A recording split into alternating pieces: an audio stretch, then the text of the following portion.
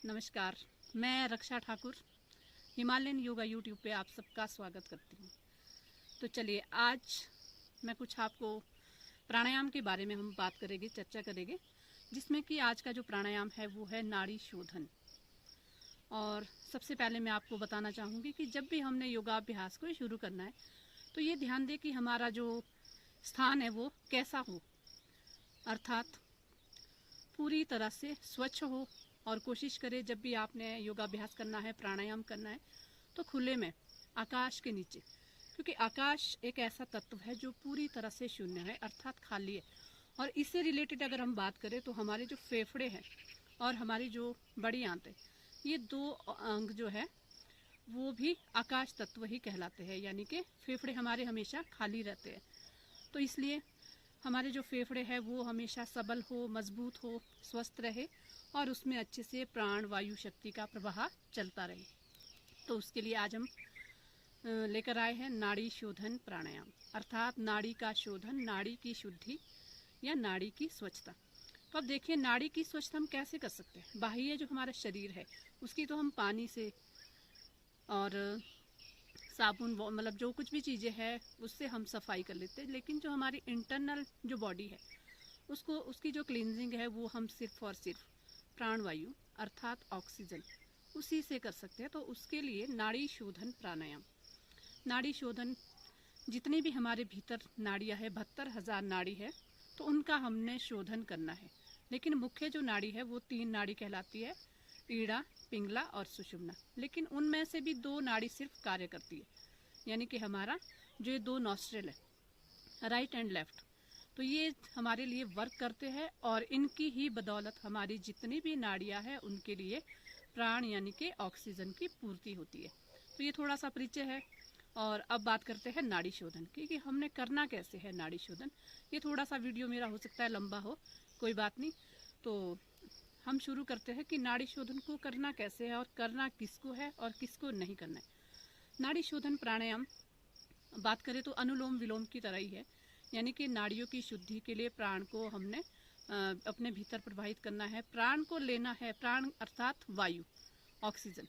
तो चलिए शुरू करते हैं।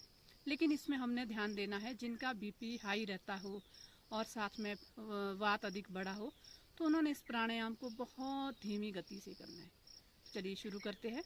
क्या करें, दोनों हाथ, इसको हमने प्रणव मुद्रा लगा ले, दोनों हाथों को इस तरह से, यानी कि इंडेक्स फिंगर और मिडल फिंगर दोनों को अंगूठे के मूल से लगाना है।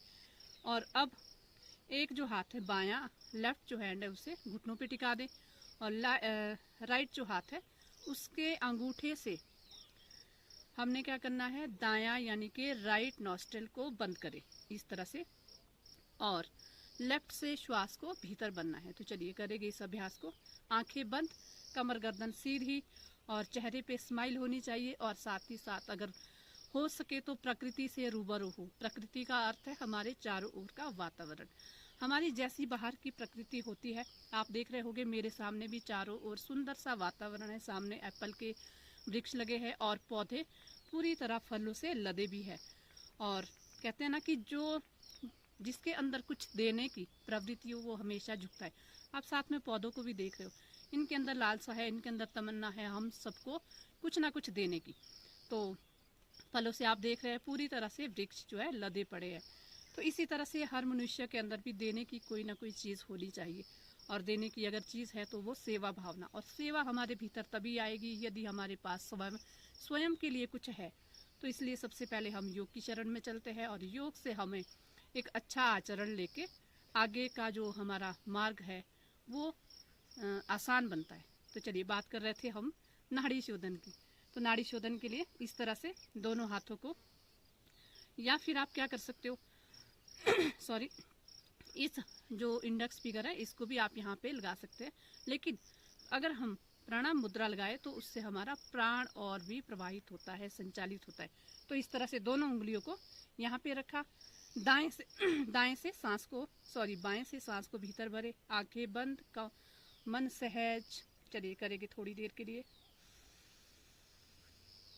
देखिए अब हमने क्या किया है, अभी बाएं से सांस को भीतर भराए और दाएं से सांस को धीरे धीरे जब दाएं से सांस को बाहर छोड़ना, तो जो ये जो तीसरी जो उंगली है, इससे हमने बाएं नॉस्ट्रिल को बंद करना है और दाएं से सांस को बाहर। अब बात वहीं पे खत्म नहीं होती, फिर हमने दाएं से सांस को भीतर लेना है, बाएं से बाहर छोड़ना है। तो इस प्रक्रिया को दोहराते जाए। चलिए करेंगे इस अभ्यास को।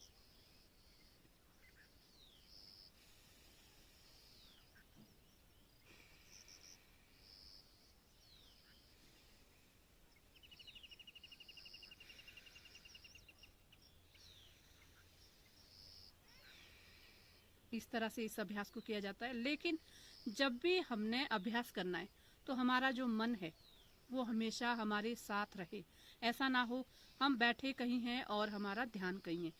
मन को सिर्फ सांसों के साथ जोड़े, आप देखोगे बहुत ही आनंद आने लगेगा और धीरे धीरे क्या है, हमारी एकाग्रता भी बढ़ेगी, हमारी जो मेमोरी पावर है वो भी इंक्रीज होगी। साथ ही साथ मस्तिष्क पूरी तरह से प्रखर रूप में हमारे सामने आएगा और साथ ही साथ ऑक्सीजन का जो लेवल है जिसकी हमें हमारे शरीर को बहुत ज़रूरत है वो भी बढ़ेगा। यानी कि नाड़ियों की शुद्धि, नाड़ी हमारी शुद्ध रहेगी तो हमारे जितने भी इंटरनल ऑर्गन्स है वो अपने आप ही शुद्ध होंगे और हमें जो है हमारे भीतर एक ऊर्जा का प्रवाह होगा। और ऊर्जा बोले तो यानी कि एनर्जी जिस आदमी में होगी वही सब कुछ कर सकता है, यानी कि हमें स्वास्थ्य की प्राप्ति हो सकती है। तो फिर से थोड़ा सा मैं एक बार ट्राई करूँगी कि हमने कैसे करना है। बाएं से सांस लिया, दाएं से बाहर, दाएं से लिया, बाएं से बाहर। मैंने सिर्फ और सिर्फ 2-3 सांसें ली है, मुझे फिर भी इतना आनंद आ रहा है, ऐसे लग रहा है कि बस आंखें बंद करके ही लगातार करती रहूं। पर क्या करें, मैं वीडियो बना रही हूँ तो इसलिए थोड़ा सा आपको बताना भी ज़रूरी है। तो यहाँ से अगर हम बात करते हैं कि जैसे हमने इस समय सांस लिया तो इससे हमारा क्या है, सबसे पहले तो हमारा जो श्वसन तंत्र है, रेस्पिरेटरी सिस्टम है, वो मजबूत बनेगा। और दूसरा हमारे जो लंग्स है, यानी कि मैंने आपको कहा भी है कि लंग्स का जो सीधा सीधा अगर 5 एलिमेंट से हम जोड़ते हैं तो उसका आकाश से कनेक्टिविटी होती है।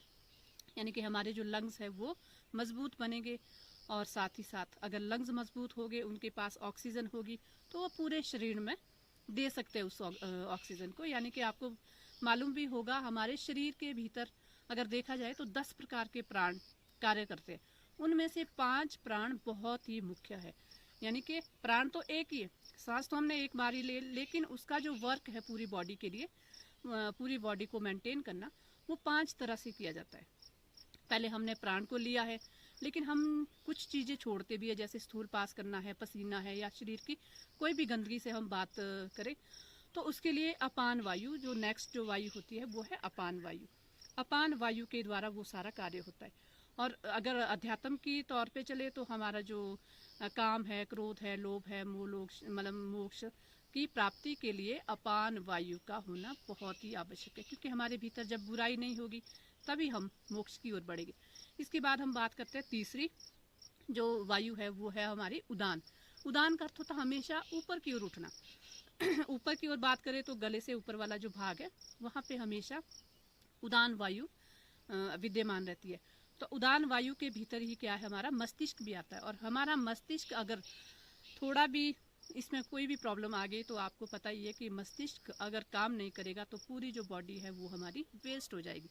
तो इसलिए उदान प्राण को भी हमने हमेशा एक्टिवेट रखना है। तो उसके लिए भी किसकी आवश्यकता पड़ी, हमें प्राण की। देन आफ्टर उसके बाद देखिए हमारा जो शरीर है उसको भोजन की भी तो बहुत आवश्यकता है, क्योंकि भोजन के बिना भी तो हमारा शरीर नहीं चल पाएगा। और भोजन लेना ही एकमात्र रास्ता नहीं है, उसको निकालना, उसको पचाना और मतलब उससे ऊर्जा लेना, यानी कि सप्त धातुओं का निर्माण करना भी एक कार्य है। तो वो काम कौन करता है, हमारा चौथी जो वायु है हमारे शरीर में वो है स्मान वायु। स्मान से सीधा सीधा अर्थ अगर हम लेते हैं तो वो है पृथ्वी तत्व, क्योंकि स्मान कहाँ से हमें मिलता है, स्मान हमें प्राप्त होता है पृथ्वी से। और हमारा जो स्मान वायु है वो भी पृथ्वी से संबंध है, हमारा जो पेट है वो भी पृथ्वी से संबंध है। तो साथ ही साथ हमारा क्या है, इसके साथ हमारे जो एलिमेंट्स है वो भी इंक्लूड हो रहे हैं और साथ ही साथ हमारा जो नाड़ी शोधन है वो भी इंक्लूड हो रहा है। तो उसके बाद लास्ट का जो अगर हम बात करें तो वो बचता है देखिए, हमने प्राण ले लिया, उसको निष्कासित भी कर दिया।